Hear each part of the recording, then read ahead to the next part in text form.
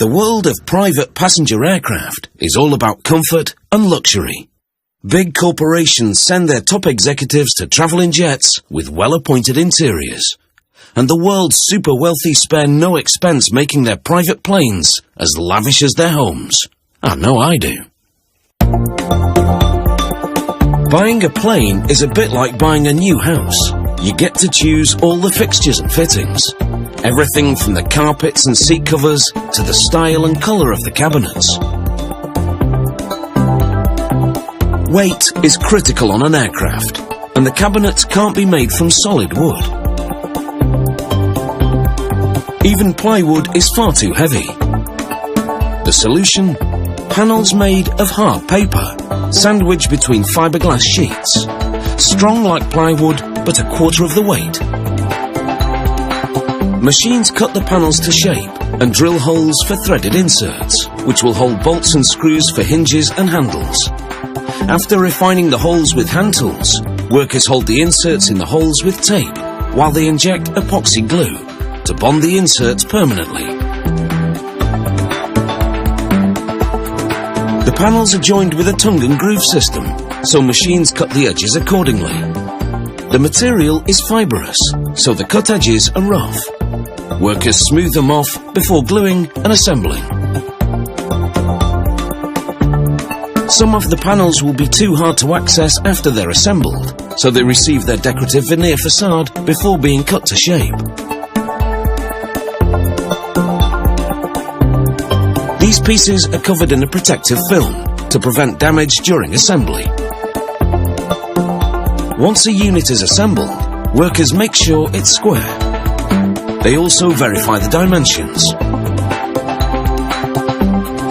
Meanwhile, an automated belt sander prepares the veneer. Veneer is wood that's been sliced into thin sheets.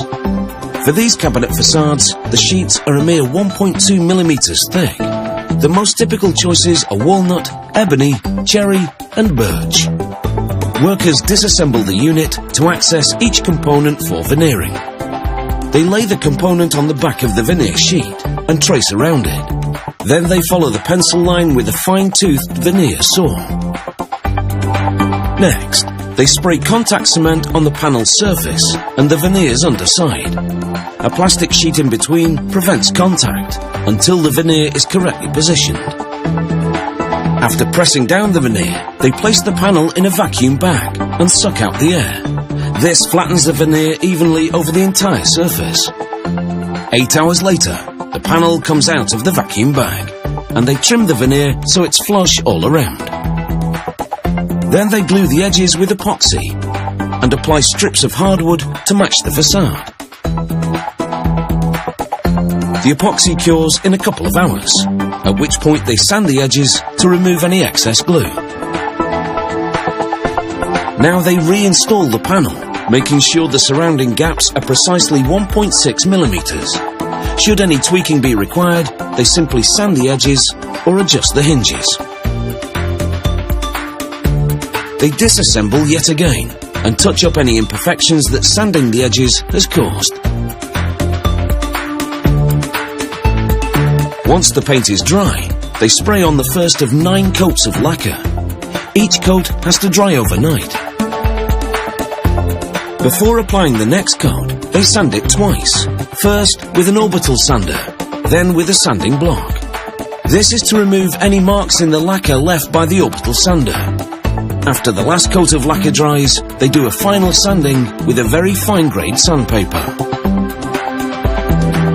Then, using a wool pad and a polishing compound, they polish the surface to a reflective high-gloss finish.